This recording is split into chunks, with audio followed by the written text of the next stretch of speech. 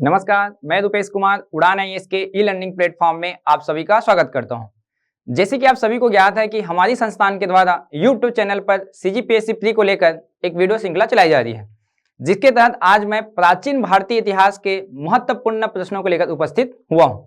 जो आपकी जो तैयारी किए हैं उनको किस प्रकार से आप एनालाइज कर सकते हैं, अपनी तैयारी को परख कैसे कर सकते हैं, उसके लिए आज हम पैटर्न में सॉल्व करेंगे वहां पे वो।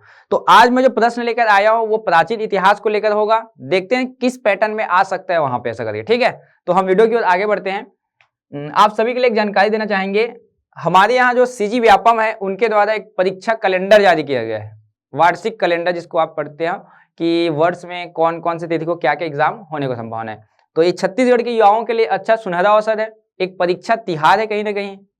हालांकि तिथि उसमें अनुमानित है, लेकिन ये तो आपको पता चल गया कि कौन से पोस्ट आने वाले हैं, कब कब हो सकते हैं, अनुमानित तिथि कहीं ना कहीं। सामान्य तौर पे जो आपकी सामान्य योग्यता के अनुसार जो सभी लोग उस पद के लिए योग्य होंगे वो कौन कौन से परीक्षा होंगे, मैं आपके सामने थोड़ा चर्चा करेंगे। इसका पूरा हम आपको डिटेल वीडियो भी उपलब्ध करवा देंगे। जैसे कि आप सभी के लिए सबसे चर्चित जो पद है एडीओ का जो पद होगा, इसके लिए परीक्षा अनुमानित की गई है 15/6/25 को, मतलब 15 जून को एडीओ का परीक्षा निर्धारित है। अब आप अभी से अंदाजा लगा दीजिए, आपका जनवरी का माह एंडिंग आने को है कहीं ना कहीं वहां पे वो, तो आप 5 महीने का ड्यूरेशन लीजिए। तो आपकी तैयारी कैसे रखना है, कौन कौन से सब्जेक्ट्स को पढ़ना है वहां पे, कैसे आप फोकस कर सकते हो अगर आप एडीओ की विशेष तैयारी कर रहे हैं तब। दूसरा जो आपका पेपर जो होगा 22/6/25, जस्ट इसके अगले सप्ताह जो छत्तीसगढ़ के युवाओं ने नगर सैनिक के लिए जो फिजिकल दिया, शारीरिक मापदंड जो पूर्ण कर लिए हैं, उनके लिए एक परीक्षा का है। जो युवाएं जो नगर सैनिक के तौर पर वहां पे जाना चाहते हैं, एक 27/7/25 जो कि आबकारी आरक्षक का होगा, ये ध्यान देंगे आप लोग। आबकारी डिपार्टमेंट के अंतर्गत होने वाला है, ये भी 7वें महीना जुलाई में होने वाला है, तो आप इसको भी टारगेट कर सकते हो। हम एक एक जो परीक्षा होगा उसका सिलेबस के अनुसार आपके लिए वीडियो उपलब्ध करवा देंगे कि कौन सा सिलेबस में कितना क्वेश्चंस आएंगे, वहां पे एनालाइज कर देंगे पूरा वहां पे वो। अभी मैं सिर्फ तिथि बता रहा हूं आपको ताकि पता चले। 3/8/25, 3 अगस्त को प्रयोगशाला परिचारक, जिसका फॉर्म पहले ही आप लोग शिक्षा विभाग के पोर्टल में फिल कर चुके हैं, लेकिन व्यापम ने एक जारी किया था कि इनको दोबारा क्या किया जाएगा, ओपन किया जाएगा लिंक को, उसमें जो डेटा था उच्च शिक्षा विभाग का वो व्यापम का आपको डालना पड़ेगा। तो इसके लिए थोड़ा आप तैयार रहिएगा। 3/8/25 कहीं ना कहीं। एक है 14/9/25, 14 सितंबर को एक एग्जाम होगा आरक्षक संवर्ग का।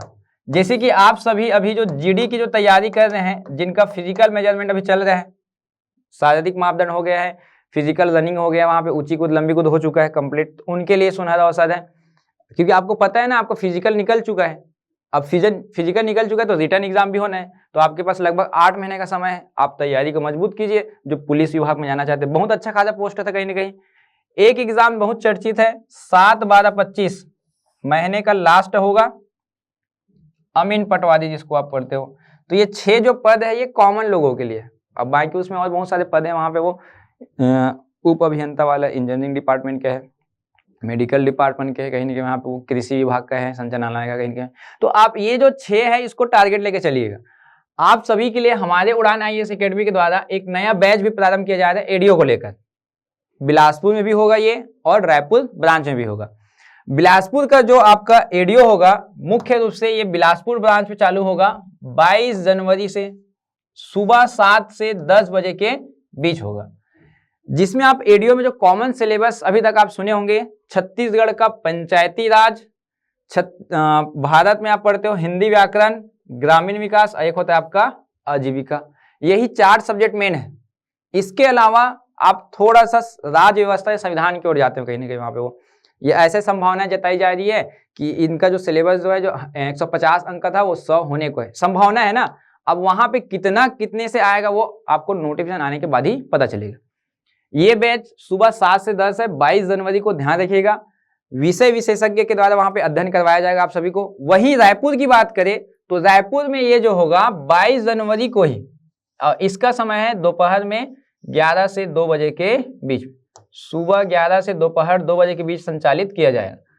ये बिलासपुर वाला है सुबह का बैच, ये रायपुर का है जो दोपहर 11 से 2 बजे के बीच के, ध्यान रखिएगा आप। तो इन 4 विषय को लेकर क्लास प्रारंभ की जाएगी। तो आप तिथि को ध्यान में रखते हुए, जनवरी महीना है, आपका एडीओ का जो एग्जाम होगा कब होगा, 15/6 को होगा। तो इन 5 महीने का जो ड्यूरेशन है, तैयारी अपना मजबूत कीजिए वहां पे। वो हम अपने वीडियो को बढ़ते हैं। चलिए, आज का जो हमारा पहला प्रश्न है वो नवपाषाण काल को लेकर चलते हैं। हम एक सीक्वेंस में चलेंगे, प्राचीन इतिहास को लेकर कहीं ना कहीं जहां से प्रश्न आने की संभावना होती है वहां पे वो, ठीक है।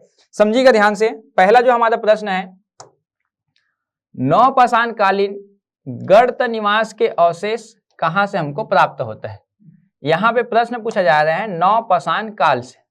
अब थोड़ा सा अगर हम इतिहास में जाएं अगर, तो इतिहास में 3 हम लोग पढ़ते हैं पाषाण काल के अंतर्गत। पाषाण काल में 3 अलग अलग पार्ट पढ़ते हो। एक होता है पूरा पाषाण काल, एक होता है मध्य पाषाण काल, और एक होता है आपका नव पाषाण काल।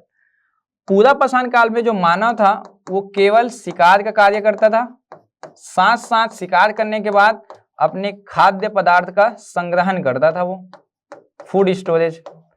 मध्य पाषाण काल में मानव होमोसेपियंस कहलाया और उन्होंने प्रारंभ किया क्या, पशुपालन, पशुओं को पालना चालू किया। नव पाषाण काल में मानव क्या चालू करता है, कृषि कार्य। तो आप पढ़ते हो मानव के द्वारा पहला जो कृषि कार्य किया गया था वो जौ था।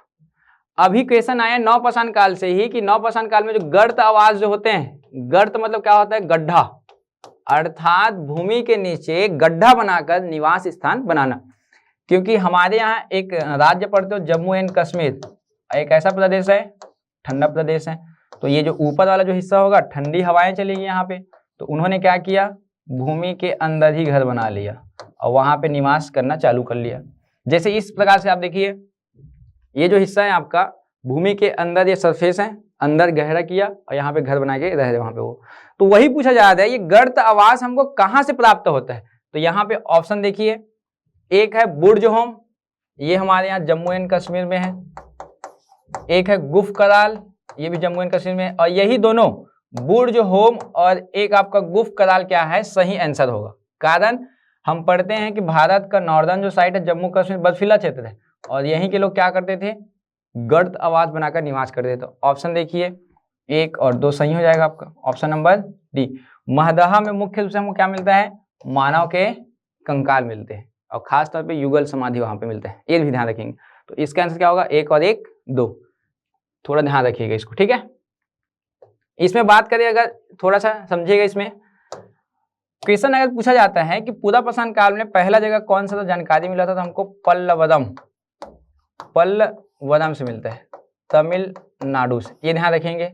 मध्य पाषाण काल में पशुपालन की जानकारी कहाँ से मिलता है, तो एक जगह है बागौर, बागौर, नागौर, सांभर झील, बागौर, नागौर, सांभर झील, और एक आप पढ़ते हो आदमगढ़, जहां पे अस्थायी निवासी की जानकारी मिलती है। ये भी प्रश्न आता है कभी कभी, ये जो बागौर है यहाँ पशुपालन की जानकारी मिला है, ये राजस्थान में, ये भी प्रश्न पूछे जाते हैं।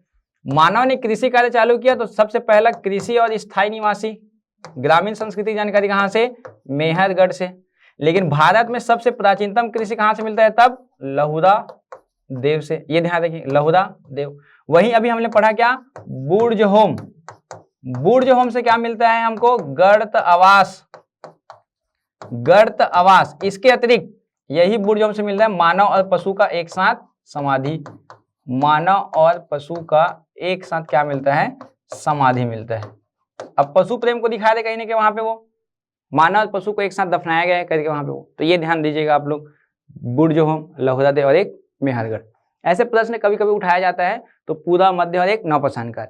इन सब में जो सबसे प्रसिद्ध जगह है वो है भीमबेटका, सबसे जो प्रसिद्ध जगह है वो भीमबेटका।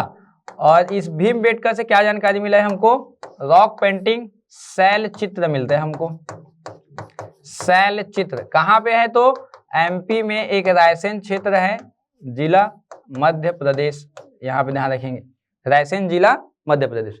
किसके लिए फेमस है, रॉक पेंटिंग या शैल चित्र के लिए, जिसको यूनेस्को ने क्या किया, अपने विश्व विरासत की सूची में शामिल किया है। तो ये भी प्रश्न बनते कहीं नहीं कि वहां पे वो, तो भीमबेटका याद कीजिए, पाषाणकालीन जगह है, क्या मिला यहाँ से, शैल चित्र मिला। तो थोड़ा सा क्वेश्चन से साथ साथ मैं थोड़ा डिटेल बता दूं आपको, ठीक है। अगला प्रश्न है आपके लिए, हड़प्पा कालीन समाज किन वर्गों में विभक्त था? हम देखते हैं कि नवपाषाण काल के बाद एक सभ्यता पढ़ते हो ताम्र युग, उसके बाद पढ़ते हो क्या? सिंधु घाटी सभ्यता। तो ये जो सिंधु घाटी जो सभ्यता हम पढ़ते हैं, खास तौर पे भारत के उत्तर पश्चिम में एक नदी हम पढ़ते हैं यहाँ पे, सिंधु नदी, और इसकी एक सहायक नदी पढ़ते हैं रावी नदी। ये जो रावी नदी है, इसी के तट पर एक जगह मिला था जिसका नाम है हड़प्पा, तो इसी के नाम पर क्या पड़ा? हड़प्पा सभ्यता। एक जगह मिला था इसके तट पर जिसका नाम है मोहनजो, जिसको आप मोहनजोदारो पढ़ते हो, मोहनजोदारो। ये दो फेमस जगह है महानगर में। तो पूछा गया है यहाँ पे जो समाज जो होता था वो किस प्रकार से बटा हुआ था? तो वहां का समाज जो है कर्म और गुण आधारित होता था। कर्म और गुण आधारित होता था तो उसको कितने भागों में बांटा गया था? तो एक बटा था वहां पे विद्वान वर्ग, विद्वान वर्ग था, एक था योद्धा वर्ग, योद्धा वर्ग, एक था व्यापारी वर्ग, और एक होता है क्या? श्रमिक वर्ग, या इसी को कर्मकार बोलते हैं या शिल्पकार। कितने भाग है? विद्वान, योद्धा, व्यापारी और एक श्रमिक। तो ऑप्शन देखिए, विद्वान, योद्धा, व्यापारी और एक श्रमिक। ऑप्शन नंबर बी क्या होगा आपका? ये सही होता है वहां पे। तो ध्यान दीजिएगा, समाज पूछा गया तो कितने भागों में? तो ये 4 भागों में बटा था।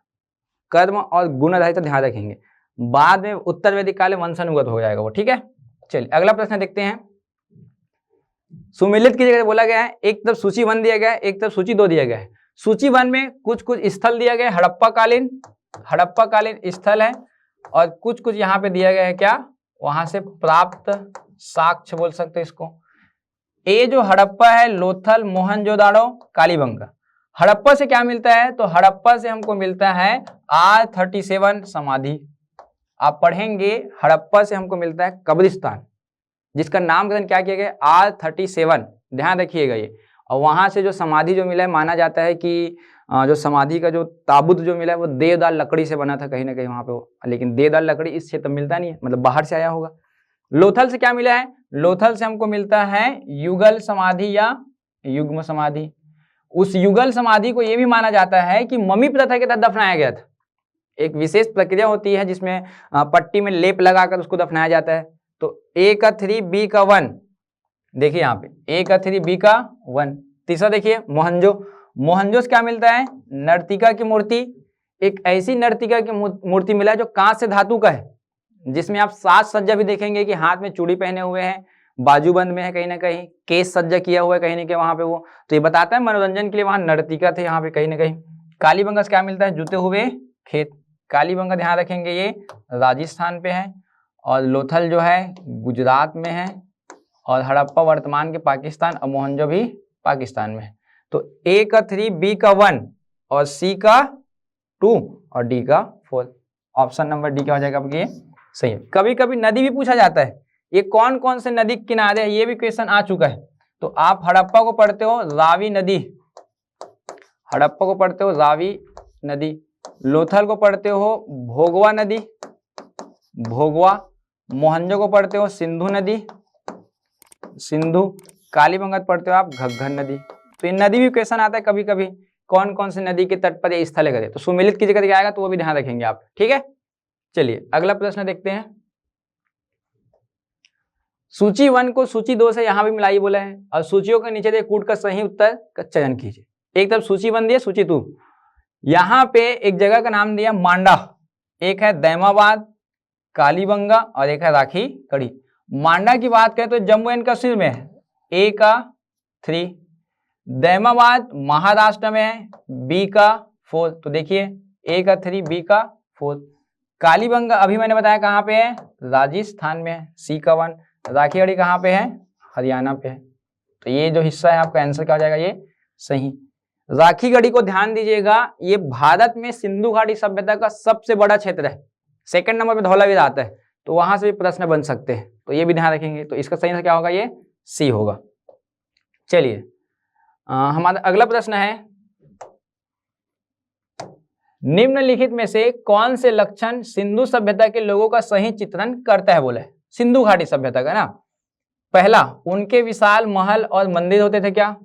तो हम जितना अध्ययन किए हैं अभी तक का सिंधु घाटी सभ्यता में, तो वहां ऐसा कोई विशेष मंदिर की जानकारी हमको प्राप्त नहीं हुआ है। नगर मिलते हैं लेकिन मंदिर की जानकारी नहीं होती है। तो ये पहला आंसर गलत हो गया। देवी और देवताओं की दोनों की पूजा की जाती थी क्या? जैसे कि हमको मिल रहा है मातृ देवी हड़प्पा से, जैसे कि मिलता है हमको पशुपतिनाथ। जैसे कि हम बात करें मातृ देवी की जो मूर्ति मिला है, हम पढ़ते हैं हड़प्पा से।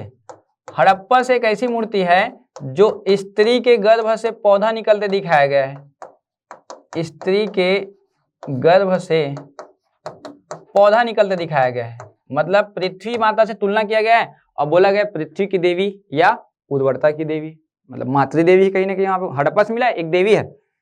एक आप पढ़ते हो मोहनजो, आप एक जगह पढ़ोगे मोहनजो, इस मोहनजोदारो से हमको क्या मिलता है? पशुपतिनाथ। पशुपतिनाथ जब हम पढ़ते हैं पशुपतिनाथ के बारे में तो उस मूर्ति के चारों ओर 4 अलग अलग जानवर का अंकन है। जैसे कि समझिएगा, एक अंकन है मुख्य रूप से हाथी का, एक अंकन है मुख्य रूप से गेंडे का, एक अंकन मिलेगा आपको भैंस और एक अंकन मिलेगा आपको बाघ।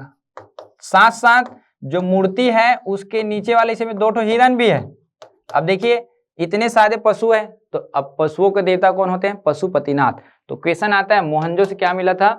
पशुपतिनाथ मिला था, पशुपतिनाथ। ध्यान रखिए ये जानवर का अंकन पूछा जाता है। तो सेकंड तो सही है कि उन लोग कुछ देवी देवताओं को मानते थे, ठीक है। वे युद्ध में घोड़े द्वारा खींचे जाने वाले रथों का प्रयोग करते थे क्या? देखिए वहां पे ऐसा कोई युद्ध की जानकारी नहीं मिला है, लेकिन दैमाबाद जो जगह है वहां से हमको जानकारी मिलते हैं तांबे का एक रथ मिला, जैसे खिलौने के रूप में आप प्रयोग करते हो। आप अभी एक जगह सुनेंगे सिनौली करके, उस सिनौली से जो वर्तमान में जो उत्खनन कार्य हुए उसे पता चला है एक रथ के साक्ष्य मिले हैं। जैसे कि रथ का पहिया वगैरह होता है, उसका जो भाग होता है वो पूरा वहां पे मिला है साबुत। ऐसा कोई लेकिन रथ में युद्ध करने जाते थे ऐसा कोई उल्लेख कहीं नहीं मिलता वहां पे, ठीक है ना। तो ऑप्शन नंबर 3 भी क्या हो जाता है आपका? ये गलत। तो यहाँ पे देख 1 और 3 गलत है। पूछा क्या है? सही कथन। तो ऑप्शन नंबर ए सही होगा, केवल 2 सही है आपका। आया समझ में थोड़ा सा ये? चलिए, जैसे इस प्रकार से नगर मिलते, देखिए ये नगर है, ये 3 मुख वाले व्यक्ति की मूर्ति है जिसमें देखो हाथी है, बाघ है, यहाँ पे गेंडा है, ये भैंस है, 2 नीचे पे हिरन भी है कहीं ना कहीं वहां पे। तो ये जानकारी मिलता है हमको, ठीक है। चलिए हम लोग अब वेद की ओर आ गए हैं। पहले मैंने पाषाण काल बता दिया, फिर सिंधु घाटी के कुछ प्रश्न लिए मैंने, अब वेद की ओर आते हैं। वेद में यहाँ पे दिखा है एक तरफ उपवेद है और एक तरफ संबंधित वेद दिया गया है। आयुर्वेद किसका उपवेद माना जाता है? तो ऋग्वेद का, धनुर्वेद यजुर्वेद का, सामवेद गंधर्ववेद का, अथर्ववेद शिल्पवेद। तो ये 4 वेद पहले से सुमेलित है। तो ऑप्शन नंबर देखिए 1 2 3 4 ये मानना है आपको, ठीक। आया समझ में? ये पूछा जाता है क्वेश्चन, ध्यान रखेंगे आप, ठीक है। कभी कभी ये भी पूछा जाता है कौन सा वेद किससे संबंधित है। जैसे कि ऋग्वेद में मंत्र और सूक्तियां देवी देवताओं के प्रार्थनाओं का संकलन है। जैसे कि ऋग्वेद में मंडल की संख्या 10, इसमें जो तीसरा मंडल है वो गायत्री मंत्र को उल्लेख करता है। ऋग्वेद का 7वां मंडल 10 राज्य का युद्ध की जानकारी है, 10 राजा और एक सुदास, पदुष्णी नदी किनारे पे हुआ था। 9वां मंडल क्या उल्लेख करता है? सोमदेव के बारे में, जिसमें हमको पता चलता है कि वनस्पति के वो देवता है। और 10वां मंडल में पुरुष सूक्त शब्द, जिसको माना जाता है कि वर्ण व्यवस्था या शुद्ध जाति की जानकारी मिलता है, ऐसा करके। तो उसमें भी थोड़ा याद कर सकते हो। यजुर्वेद किससे संबंधित है? यज्ञ एवं कर्मकांड। जैसे कि हमको जानकारी मिलेगा कि हमारे यहाँ कुछ कुछ यज्ञ का आयोजन करवाए जाते थे वैदिक काल के समय में। जैसे कि आप पढ़ोगे यज्ञ के बारे में, एक होता है अश्वमेध यज्ञ, अश्वमेध यज्ञ, जिसमें क्या किया जाता है? सफेद रंग के घोड़े को छोड़ा जाता है, जहां तक घूम के आएगा वहां तक उसका वो क्षेत्र, जिसको माना जाता है किस लिए करवाया जाता था?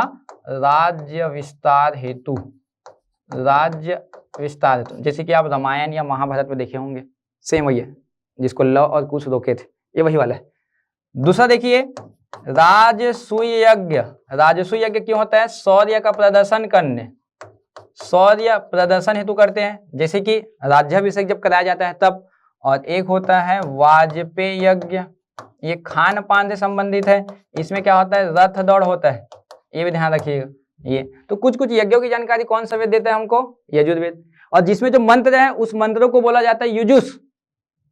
यजुर्वेद के जो मंत्र होते हैं उन मंत्रों को बोला जाता है क्या? युजुष बोला जाता है, ये ध्यान रखिएंगे। सामवेद संगीत है, 7 सुरों का वर्णन है, अथर्ववेद पवित्र जादू है, औषधि से संबंधित है, जिसमें प्रजापति की 2 पुत्री सभा और समिति का वर्णन करता है अथर्ववेद। तो कुछ कुछ फैक्ट है, ध्यान रखिएगा आप लोग, ठीक है। चलिए अगला प्रश्न देखते हैं हमारा। निम्नलिखित किस पुरातत्व स्थल से हड़प्पा संस्कृति के लोगों का जल संसाधन व्यवस्था के लिए जागरूकता एवं तकनीकी कौशल का प्रमाण मिलता है? हम पढ़ते हैं कि सिंधु घाटी सभ्यता जो है प्रथम नगरीय सभ्यता है, प्रथम नगरीय सभ्यता। और प्रथम नगरीय सभ्यता, तो नगर का डेफिनेशन क्या होगा सामान्य भाषा में? जहां पक्के मकान होंगे, जहां सड़कें होंगे, जहां जल प्रबंधन, नाली की व्यवस्था होगी, निकासी। तो वही पूछ रहे कहां कहां पे ऐसा हमको विशेष तौर पे मिलता है। हम जब पढ़ते हैं सिंधु घाटी सभ्यता में मोहनजोदारो, मोहनजोदारो से हमको मिलता है बड़े बड़े स्नानागार, जैसे कि आप देख सकते हैं इस प्रकार से स्नानागार मिले। जल को संरक्षित किया जा रहा है, या आप पढ़ते हो कि जल कहीं रखने का जगह है, जैसे कि ये आपको मिलेगा कि जो है सिंधु घाटी में जो मोहनजो था वहां से जो स्नानागार मिले धार्मिक अनुष्ठानों के लिए होता था, पूजा पाठ के लिए। लेकिन प्रत्येक घर में भी क्या मिला है? कुआं मिला है, प्रत्येक घर के बाहर नालियां मिला है, स्नानागार मिले हैं। ये जो हिस्सा ये धौलावीरा का है, जहां पे आप पढ़ते हो धौलावीरा में 16 बड़े जलाशय मिलते हैं। अब जलाशय मतलब आपके शब्दों में घर का जो टंकी बनाते हो ना, पानी को रखते हो आप, उस प्रकार से देखो ये बकायदा ईंट से बना है, नीचे जाने का रास्ता है। पहले के गांव में क्या होता था, बड़ा सा कुआं होता था, उस कुआं पे ऐसा गोल से सीढ़ियां बना होता था, पानी का जल स्तर जैसे नीचे जाता था उसको निकालने के लिए। उस समय तकनीक था, देखो ये अभी आधुनिक का बता दे कहीं ना कहीं, इतने हजारों साल पहले था। तो यही कहाँ से मिला ये पूछा गया है। तो एक हमको मिलता है कहाँ पे? धौलावीरा से। एक कहाँ से मिलता है आपको? मोहनजो से। तो 1 और 2 सही होगा आपका ऑप्शन के अनुसार, तो ए सही है आपका, ये ध्यान रखेंगे आप, ठीक है। और धौलावीरा के बारे में थोड़ा जानकारी ये रखिएगा, ये भी यूनेस्को में शामिल है। सिंधु घाटी सभ्यता का भारत में एकमात्र जगह यूनेस्को में शामिल होने वाला 40वां नंबर का था, अभी 43 हो गया है। असम का एक आप पढ़ोगे, अहोम साम्राज्य में मोइदम करके क्या था, एक कब्रिस्तान था वहां पे, कब्र लगा वहां पे वो, लेकिन 40वां नंबर का है, ठीक है। अगला प्रश्न है, बाल गंगाधर तिलक की पुस्तक the Arctic Holmes of Aryans के अनुसार आर्य कहाँ के निवासी थे? देखिए अभी एनसीईआरटी ने सुधार किया है कि जो आर्यों का जो आक्रमण या आगमन से संबंधित तर्क दिए गए थे प्राचीन समय में, उस तर्कों को पूरा हटा दिया गया है। बोले कि आर्य यहीं के थे, यहीं के निवासी है, ऐसा करके एनसीईआरटी ने कुछ वहां पे अपना टिप्पणी किया है। लेकिन आपका कॉम्पिटिशन एग्जाम में प्रश्न पूछा जाता है कि आर्य कहाँ से आए थे, क्यों आए थे, किसने क्या कहा है? तो उत्तरी ध्रुव से आए हैं करके बोलने वाले कौन है? बाल गंगाधर तिलक जी। बाल गंगाधर तिलक जी किस आधार पर बोले कि उत्तरी ध्रुव में 6 महीना दिन और 6 महीने रात होता है।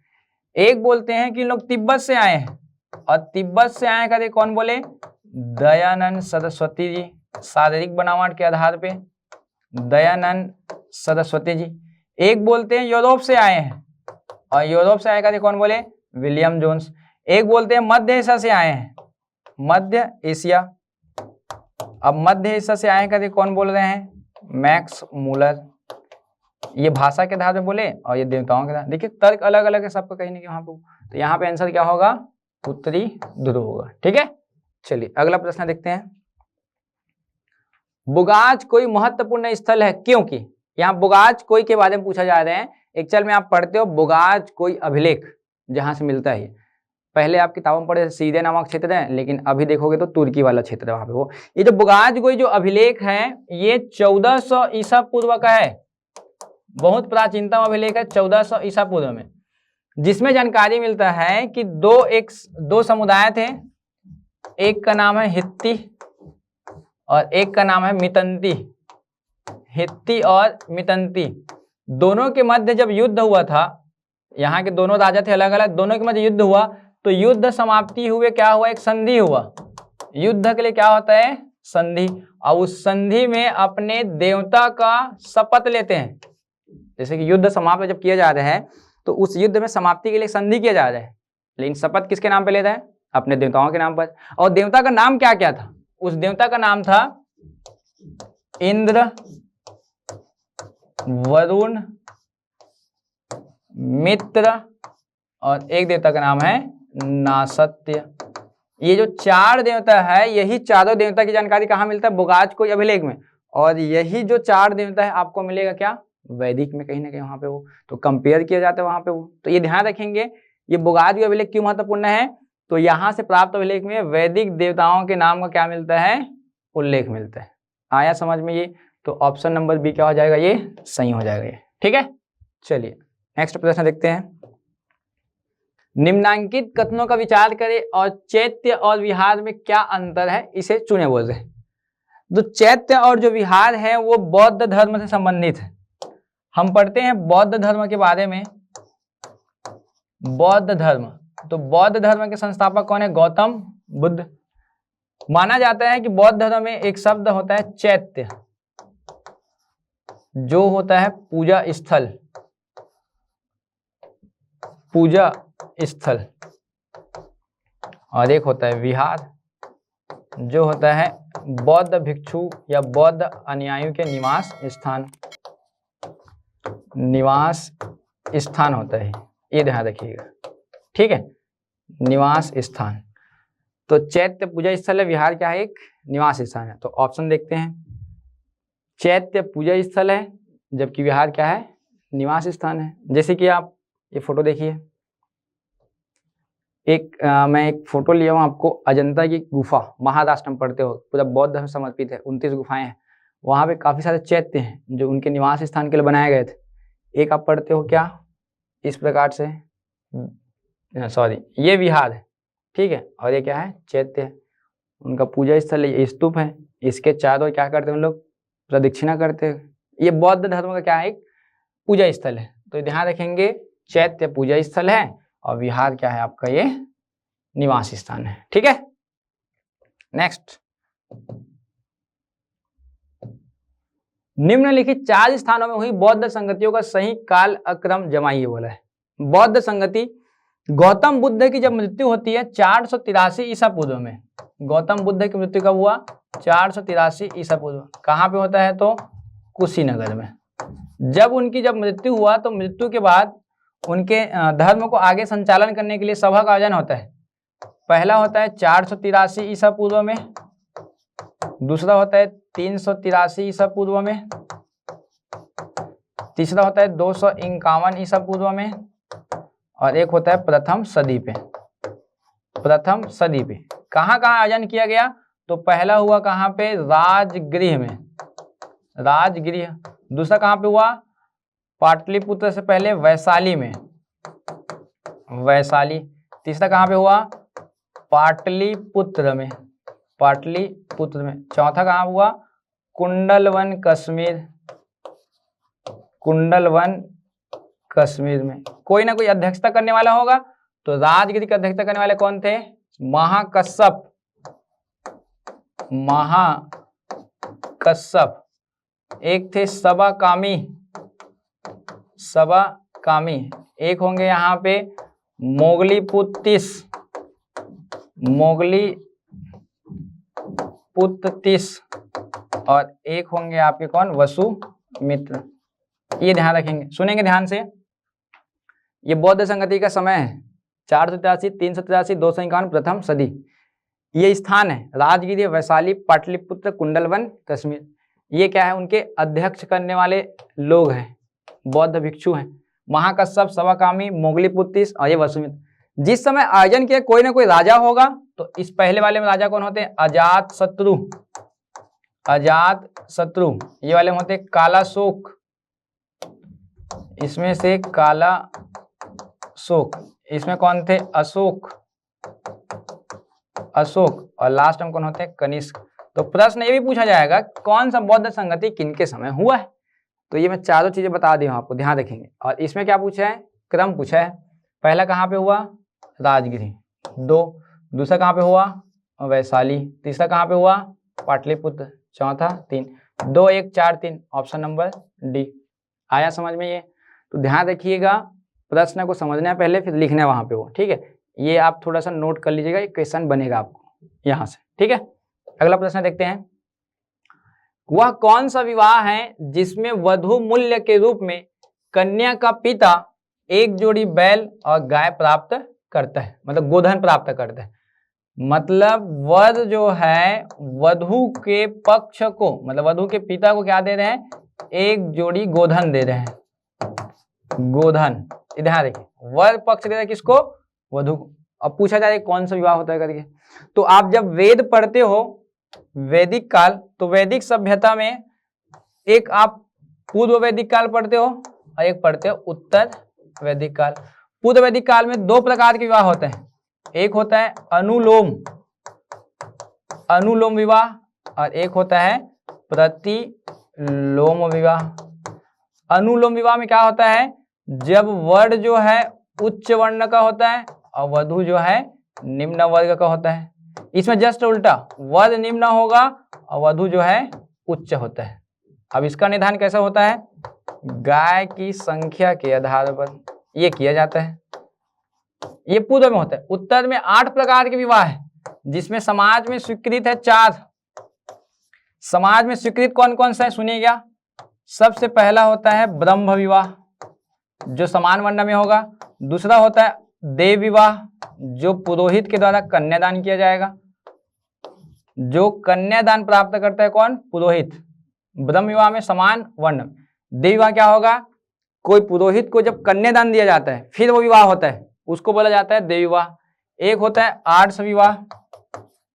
आर्ष विवाह में क्या होता है, पिता मतलब कन्या का जो पिता है वो जो है वर पक्ष से एक जोड़ी बैल या गाय प्राप्त करेगा। सिंपल सी बात है, वर जो है वधु पक्ष को क्या देगा, एक जोड़ी बैल देगा। चौथा प्रजापत्य, जो बिना लेन देन का विवाह होता है, ये समाज में स्वीकृत है। समाज में प्रतिषेध कौन कौन से विवाह है, तो एक आप पढ़ते हो राक्षस विवाह, जो अपहरण करके होता है। एक आप पढ़ते हो पिशाच विवाह, अनैतिक संबंध बनाने के बाद। तीसरा आप पढ़ते हो असुर विवाह, लेन देन खरीदी बिक्री करके विवाह। और चौथा आप पढ़ते हो गंधर्व विवाह, माता पिता की अनुमति के बिना किया जाने वाला विवाह, जिसको प्रणय विवाह या तो प्रेम विवाह के नाम से भी जाना जाता है। तो ये 4 अलग अलग है, ये समाज में स्वीकृत है। ब्रह्म विवाह मतलब समान वर्ण में होगा। देव विवाह क्या होगा, जब कन्यादान किया जाएगा किनको, पुरोहित को, फिर शादी होगा वो। आर्ष मतलब वर मतलब लड़का देगा लड़की वाले पक्ष को एक जोड़ी गोधन। प्रजापत्य बिना लेन देन का विवाह। यहाँ पे समाज में स्वीकार नहीं किया गया था। राक्षस मतलब अपहरण किया जाएगा कन्या का, उसके बाद विवाह होगा। पिशाच मतलब अनैतिक संबंध बना लेंगे, उसके बाद बलपूर्वक विवाह होता है। असुर में क्या होता है, लेन देन खरीदी बिक्री करके। गंधर्व में क्या होता है, माता पिता की अनुमति के बिना होता है। ये ध्यान रखिएगा। तो इसमें जो आपका जो प्रश्न है इसमें पूछा गया है कि एक जोड़ी बैल या गोधन प्राप्त करता है, कौन सा है वो, आर्ष विवाह है कहीं ना कहीं। तो ऑप्शन नंबर सी आपका क्या हो जाएगा, ये सही हो जाएगा। क्लियर हुआ ये। चलिए अगला प्रश्न देखते हैं। महावीर स्वामी ने अपने उपदेश किस भाषा में दिया, तो हम पढ़ते हैं जैन धर्म। जैन धर्म में महावीर स्वामी जी ने क्या किया था, ज्ञान की प्राप्ति के लिए 30 वर्ष की आयु में गृह त्याग किए थे और 12 वर्ष बाद क्या मिला था, ज्ञान की प्राप्ति, मतलब 42 वर्ष में। कहां पे मिला, तो जिम्भिका ग्राम, रिजुपालिका नदी यहां पे मिला। उपदेश पहली बार कहां पे दिए, तो राजगृह में। और कौन सी भाषा में दिए तब, वो यहाँ पे देते हैं वो प्राकृत भाषा में, प्राकृत। और बौद्ध पूछा जाएगा तो पाली भाषा है। बौद्ध पूछा जाएगा तो पाली, और जैन पूछा जाएगा तब प्राकृत। यहाँ पे आंसर क्या हो जाएगा आपका, ये प्राकृत भाषा। ठीक है, तो ये थोड़ा सा ध्यान रखिएगा। अगला प्रश्न देखते हैं। बौद्ध धर्म में त्रिरत्न क्या इंगित करता है, तो बौद्ध धर्म को संचालन करने के लिए 3 चीज का अनिवार्य था, या 3 विशेषता था। स्वयं गौतम बुद्ध और उनके दिए गए उपदेश धम्म और उनको प्रचार करने वाली संस्था संघ। तो यहाँ पे बुद्ध धम्म और संघ क्या है, त्रिरत्न है। ये ध्यान रखेंगे। एक त्रिपिटक होता है, यहीं पे लिख रहा हूं त्रिरत्न, तो मैंने बता दिया। पिटक क्या होता है, साहित्य। और मैंने बताया बौद्ध साहित्य कौन सी भाषा में होगा, पाली भाषा में होगा। विनय पिटक, सुत्त पिटक और एक होता है अभिधम्म पिटक। ये तीनों पिटक होते हैं, ये ध्यान रखिए। ये पिटक और 3 रत्न में बुद्ध धम्म और एक संघ, तो दोनों कंपेयर करके थोड़ा ध्यान रखिएगा। कई लोग इसको मार देते हैं, वो पीटक, वो क्या है, रत्न है। ठीक है, चलिए सूची 1 को सूची 2 से मिलाना है। यहाँ पे एक सूची 1 तरफ शासक दिया है, एक तरफ उनके वंश दिए, बिंबिसार, मगध के पहले राजवंश हर्यक वंश, कालाशोक, शिशुनाग वंश, महापद्मनंद, नंद वंश, बिंदुसार, मौर्य वंश। 1 का 1, 2 का 2, मतलब C का 4, D का 3। देखिए यहाँ पे B का 4 और C का 2, ये आंसर हो जाएगा आपका। वंश का नाम पूछे केवल वहां पे वो। ठीक है, चलिए अशोक ने कलिंग को मौर्य साम्राज्य में जोड़ लिया था, सही है ये। अशोक जब अभियान करते हैं, कलिंग अभियान, अशोक ने शासन कहां से किया, तो पाटलिपुत्र से। कलिंग कहने का मतलब कौन सा क्षेत्र है, ओडिशा। ओडिशा वाला क्षेत्र क्या कहलाता है, कलिंग। और कलिंग की राजधानी किसको बनाया गया था, तोसली। कौन सी थी, तोसली था राजधानी। अशोक ने कलिंग अभियान किया, वो समय था 261 ईसा पूर्व। 261 ईसा पूर्व। इसकी जानकारी कहाँ मिलती है, अशोक का 13वां बृहद शिलालेख। 13वां बृहद शिलालेख, इसमें जानकारी मिलता है। कब किया, तो 261 ईसा पूर्व में, अपने राज्याभिषेक के 8वें वर्ष में किया है। देखिए राज्याभिषेक कब हुआ, 269 ईसा पूर्व में। अभियान कब किया, 261। तो पूछा जाता है कलिंग अभियान कितने वर्ष के बाद किया राज्याभिषेक के, तो 8 वर्ष। कब किया, 261। किसमें जानकारी मिला, तो 13वां शिलालेख। कलिंग अभियान किया था, सही है पहला कथन तो। ठीक है, कलिंग जो है दक्षिण भारत को आने वाली स्थलीय एवं समुद्री मार्गों को नियंत्रित करता था। अब देखिए ये जो कलिंग है, ओडिशा जो है, यहाँ पे एक पर्वत पढ़े हो, विंध्याचल पर्वत, ये वाला हिस्सा। और विंध्याचल पर्वत ही क्या करता है, भारत को उत्तर भारत और दक्षिण भारत में डिवाइड करता है। तो यहाँ से आना बहुत मुश्किल था राजाओं का, तो इन्होंने कौन सा मार्ग चुना, कलिंग वाला। तो आप पढ़ते हो छत्तीसगढ़ में सरगुजा, रामगढ़ की पहाड़ी से वहां पे अशोक के क्या मिलते हैं, शिलालेख मिलते हैं कहीं ना कहीं। वहां पे वो कहीं ना कहीं मार्ग का नियंत्रित करता था। समुद्री लुटेरे आते थे यहाँ पे, उसी के बचाव के लिए आए थे वो। तो यहाँ पे कथन और कारण दोनों सही है, व्याख्या भी करता है। ऑप्शन नंबर ए सही है आपका। ठीक है, चलिए ये ध्यान रखिएगा। अगला प्रश्न है, निम्नलिखित में से किन किन दक्षिण भारतीय जातियों का उल्लेख अशोक के शिलालेख में मिलता है। आप जब अशोक के 14 बृहद शिलालेख पढ़ते हैं, तो उन 14 बृहद शिलालेख में जो दूसरा शिलालेख है, अशोक का दूसरा शिलालेख, इसी अशोक के दूसरे शिलालेख में पहला जानकारी यह मिल रहा है, मानव और पशु के लिए पृथक चिकित्सालय बनाना। पृथक क्या होना चाहिए, चिकित्सालय होना चाहिए, ऐसा उल्लेख मिला है। साथ साथ इसमें और क्या जानकारी मिलता है, दक्षिण के राजवंश, दक्षिण के राजवंश कौन कौन, केरल पुत्र मतलब चेर, केरल पुत्र मतलब कौन है, चेर। एक आप पढ़ते हो चोल, एक आप पढ़ते हो पांड्य, और एक आप पढ़ते हो सत्यपुत्र, सत्यपुत्र। इन 4 राजा की जानकारी मिलता है द्वितीय में। और एक नाम और मिला है, ताम्रपर्णी। और ये ताम्रपर्णी कौन है, श्रीलंका।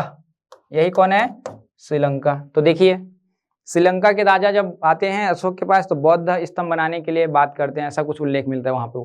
तो कहीं ना कहीं यहाँ पे वर्णन है, केरल पुत्र, चोल, पांड्य और एक सत्यपुत्र। ऑप्शन देखिए, चोल वंश की जानकारी है, पांड्य की जानकारी है, सत्यपुत्र की जानकारी है, केरल पुत्र की जानकारी है।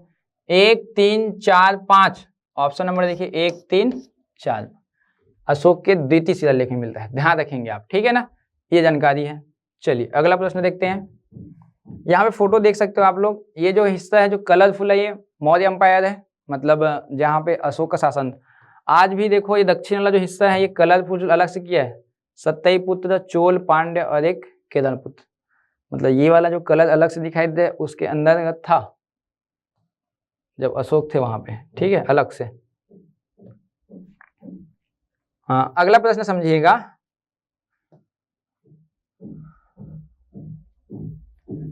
चलिए अगला प्रश्न देखते हैं। हरिसेन समुद्रगुप्त के दरबार में प्रसिद्ध कवि थे क्या? सही है, बिल्कुल। उसने देवी चंद्रगुप्तम महाकाव्य की रचना की है क्या? ये गलत है। देवी चंद्रगुप्तम तो विशाख दत्त की रचना है, विशाख दत्त की रचना है। प्रयाग प्रशस्ति की रचना किए हैं क्या? समुद्रगुप्त के जो कवि थे, सही है। उसी में तो अशोक के समुद्रगुप्त के क्या मिलते हैं? विजय अभियान मिलते हैं। 1 और 3 सही है, तो ऑप्शन नंबर देखिए डी सही है। ध्यान रखेंगे, समुद्रगुप्त की जानकारी हरिसेन के प्रयाग प्रशस्ति में उल्लेख मिलते हैं। उनके जितने अभियान किए हैं, उत्तर अभियान में 9 राजा को, दक्षिण अभियान में 12 राजा को। आप पढ़ते हो दक्षिण अभियान जब जाते हैं, समुद्रगुप्त जब दक्षिण अभियान जाते हैं तो इस क्षेत्र में कुल 12 राजा को पराजित करते हैं यहाँ पे, और इन 12 राजा के लिए एक नीति अपनाते हैं, ग्रहण मोक्ष अनुग्रह नीति, जिसको ग्रहण मोक्ष अनुग्रह नीति के नाम पढ़ते हो। इन दोनों इन नीति के तहत इन 12 राजा को मुक्त कर दिया जाता है, उनसे वार्षिक रूप से कर लिया जाता है बस। लेकिन उत्तर अभियान जब किए थे, उत्तर अभियान में 9 राजा खड़ाए थे। यहाँ पे क्या क्या नीति अपनाए? यहाँ पे अपनाते मुख्य रूप से प्रसभोधरण। यहाँ का नीति क्या था? प्रसभोधरण। इसका अर्थ क्या होता है? समूल रूप से नाश कर देना। ध्यान रखेंगे, उत्तर में प्रसभोधरण, दक्षिण में ग्रहण मोक्ष अनुग्रह। दक्षिण वाले को छोड़ दिया, उत्तर वाले को नाश कर दिया। तो ये 2 अभियान यहाँ पे पढ़ते हो आप, ठीक है। चलिए अगला प्रश्न देखते हैं। वह अभिलेख जिससे यह प्रमाणित होता है कि चंद्रगुप्त का प्रभाव पश्चिम भारत में था।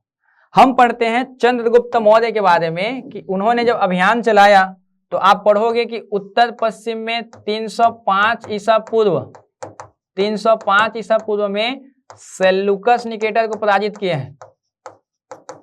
सेल्यूकस निकेटर कौन थे? तो आप पढ़ते हो मुख्य रूप से सिकंदर का सेनापति सेल्यूकस निकेटर। यहां पराजित हो गया। पश्चिम की ओर गए करके एक पर्वत पढ़ोगे गिरनार, और उस गिरनार पर्वत में बनवाते हैं क्या? सुदर्शन झील, सुदर्शन झील। और यही सुदर्शन झील का जब निर्माण करवाए हैं तो उनका उल्लेख कहाँ मिला? रुद्रदामन का जूनागढ़ अभिलेख, रुद्रदामन का जूनागढ़ अभिलेख में मिलता है। ये ध्यान रखिएगा आप, ठीक है। तो ऑप्शन देखिए, रुद्रदामन का जूनागढ़ अभिलेख, ऑप्शन नंबर सी, ये आपका सही आंसर है। अगला प्रश्न देखिए, मौर्य साम्राज्य के लक्षणाध्यक्ष का दायित्व क्या था? मौर्य मतलब वहां पे पूछा जाए तो उनके प्रशासन को लेकर जो लक्षणाध्यक्ष थे, मुख्य रूप से मुद्रा और टकसाल, मतलब जहां पे नोटों की बोल सकते हो सिक्के की जहाँ की छपाई होती थी, टंकन होता था वहां पे, तो क्या है? सिक्के जारी करने वाले एक अधिकारी होगा, ये भी ध्यान रखिएगा, ठीक है। प्राचीन में किनके शासनकाल को यवन राजदूत हेलियोडोरस का आगमन हुआ था? जब आप पढ़ते हो शुंग वंश, एक आप राजवंश पढ़ेंगे शुंग वंश। शुंग वंश में मुख्य रूप से पहला जो राजा आप पढ़ते हो पुष्यमित्र शुंग, पुष्यमित्र शुंग, जो कि भारत का पहला ब्राह्मण वंश था। इन्हीं के दरबार में कौन थे? पतंजलि, ये भी ध्यान रखिएगा, पतंजलि योग दर्शन, और इनकी रचना क्या है? महाभाष्य। ये भी प्रश्न आते हैं। पुष्यमित्र के बाद आप पढ़ोगे अग्निमित्र, अग्निमित्र के ऊपर एक रचना है कालिदास का, मालविका अग्निमित्र। वसुमित्र, वसुमित्र। इसके बाद एक नाम आता है कौन? भागभद्र, और अंतिम में कौन आता है? देवभूति, देवभूति। तो ये जो भागभद्र यहाँ पे जो लिखा हूं ना, इन्हीं के समय यवन राजदूत।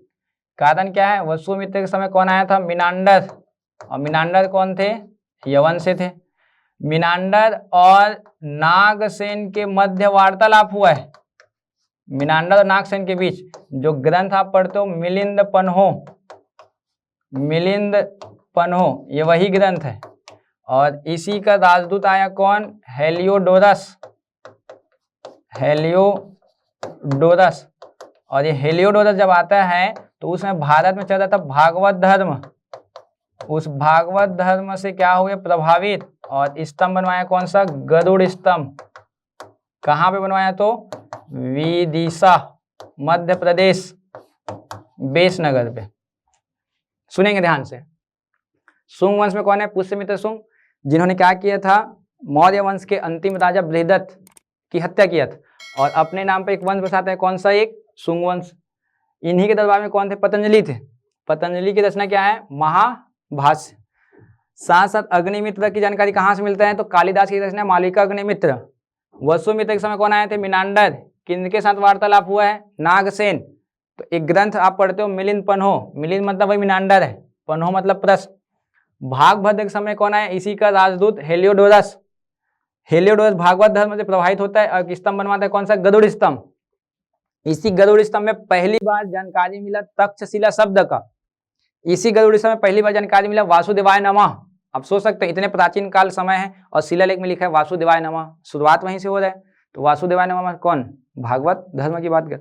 गरुड़ किसका प्रतीक चिन्ह है? भागवत धर्म का। कहाँ पे है? विदिशा, मध्य प्रदेश। तो ऑप्शन देखिए यहाँ पे, ये जो आंसर है भागवत, इसी को क्या बोलते हैं? भागवत भी बोलते हैं, ये भी ध्यान रखेंगे आप, ठीक है। चलिए अगला प्रश्न है, अशोक के मानसेहरा जो वर्तमान पाकिस्तान में एवं शहबाजगढ़ी पाकिस्तान से वृहद शिलालेख में से कौन सी लिपि का प्रयोग किया गया है?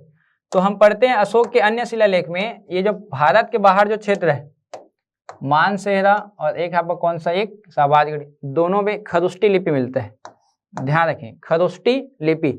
इसके अलावा एक और जगह यहाँ पे लिख देता हूं, लद्यमान व तक्षशिला, लद्यमान व तक्षशिला, यहां से क्या मिलता है? अरमाइक, अरमाइक भाषा में। एक आपको मिलेगा सारेकुना, सारेकुना अफगानिस्तान का है ये, यहां से क्या मिला है? तो मुख्य रूप से अरमाइक और ग्रीक भाषा में द्विभाषी लिपि है यही एकमात्र अशोक का, अरमाइक और सारेकुना से, ठीक है। ये भी प्रश्न आते हैं, यहाँ पे आंसर लिख दिया हूं ए। अगला प्रश्न देखते हैं, चोलों ने पांड्य तथा चेर शासकों को पराजित कर प्रायद्वीप भारत में पर प्रारंभिक मध्यकालीन समय में अपना प्रभुत्व स्थापित किया। अभी मैंने बताया चेर चोल पांड्य, जिसकी जानकारी अशोक के शिलालेख में मिलता है। यहाँ पे मध्यकालीन भारत बोलते मतलब फिर से आप 1000 ईस्वी में जब पढ़ते हो तो फिर से आप आता है यहाँ पे चेर चोल और पांड्य का नाम, राजेंद्र प्रथम, राजराज प्रथम, ऐसा करके। चोलों ने दक्षिण पूर्वी एशिया के शैलेंद्र साम्राज्य के विरुद्ध सैन्य चढ़ाई किया तथा कुछ क्षेत्रों को जीता। आपको मैंने एक नाम बताया राजराज प्रथम या राजा राज प्रथम बोलते हैं इसी को। इन्होंने अच्छा अभियान चलाया था पूरे क्षेत्र में, श्रीलंका भी जीते, चालुक्य को भी हराए। जैसे कि आप पढ़ोगे कि इन्होंने श्रीलंका को जीत करके जगन्नाथ की उपाधि लिया है और इन्होंने चालुक्य को जीत करके चोल नारायण की उपाधि लिया है। श्रीलंका को उस समय सिंहल भूमि बोला जाता था, सिंहल। और इनके जो भ्राता जो आए, सॉरी इनके जो पुत्र जो आए, राजेंद्र प्रथम गंगा घाटी को जीते, गंगैकोंड चोलपुरम की उपाधि लिए ये, गंगैकोंड चोलपुरम। पूरे दक्षिण भारत को साम्राज्य को जीतते गए ये यहाँ से, और पूरे ये वाला हिस्सा दक्षिण पूर्वी इंडोनेशिया, जावा, सुमात्रा, इसको पूरा जीते। और इनको क्या बोला गया इनके समय? चोलों की झील। ये क्या कहलाया? बंगाली खाड़ी, चोलों की झील। इन्हीं को बोला जाता है दक्षिण भारत का नेपोलियन, दक्षिण भारत का नेपोलियन, ये भी ध्यान रखेंगे। तो कौन सा वंश है ये? चोल वंश है। राजराज प्रथम का एक इंपॉर्टेंस याद करेंगे, तंजौर का बृहदेश्वर मंदिर जो यूनेस्को में शामिल है, तंजौर का बृहदेश्वर मंदिर बनाने वाले कौन है? राजराज प्रथम, जो यूनेस्को के विश्व विरासत की सूची में शामिल है, ध्यान रखेंगे। तो बहुत सारे फैक्ट था यहाँ पे। देखिए चोल साम्राज्य, ये पूरा चोल था ये वाला हिस्सा तो मेन।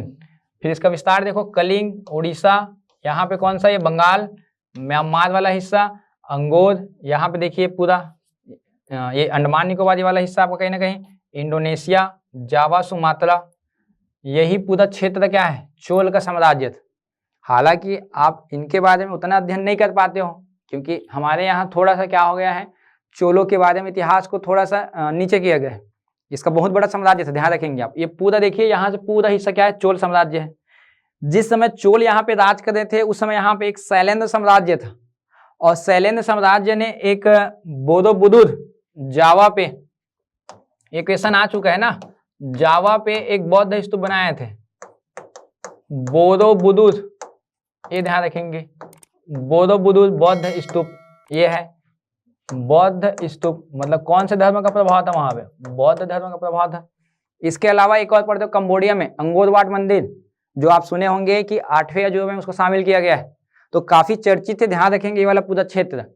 तो अभी तक मैंने जो प्रश्न बताया है वो प्राचीन इतिहास को लेकर है, महत्वपूर्ण प्रश्न थे। मैं कोशिश किया हूँ उसके संबंध में और कुछ एनालाइज करने का। तो मैं आशा करता हूँ कि प्रश्न आपको समझ में आए होंगे, और जो प्रश्न जो है थोड़ा नया तरीके से आपको मिला होगा कहीं ना कहीं वहाँ पे वो। इसी तरह आप वीडियो में बने रहिएगा उड़ान IAS एकेडमी के साथ, आपको निरंतर वीडियो उपलब्ध होते जाइएगा। धन्यवाद।